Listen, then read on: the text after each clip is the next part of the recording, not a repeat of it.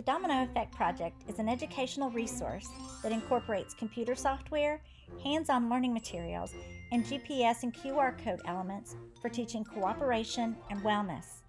It is a digitized resource for schools and homes to enable more educators, children, teens, and families to learn about using accurate information and overcoming barriers of discrimination, isolationism, and nativism to solve the problems we face today. The Domino Effect game builds a unified model of the ongoing advancement of wellness and the common good.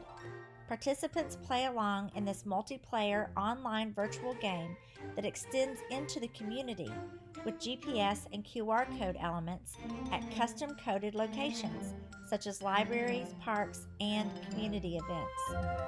The educational game illustrates the human story and how we have worked together to accumulate knowledge and technology passed from generation to generation in a domino effect of wellness for individuals, families, communities, and the natural world. Highlighting this process in interactive gameplay conveys a sense of motion and momentum as a means of revealing human patterns of cooperation and inviting students and families to join in the progress of humankind.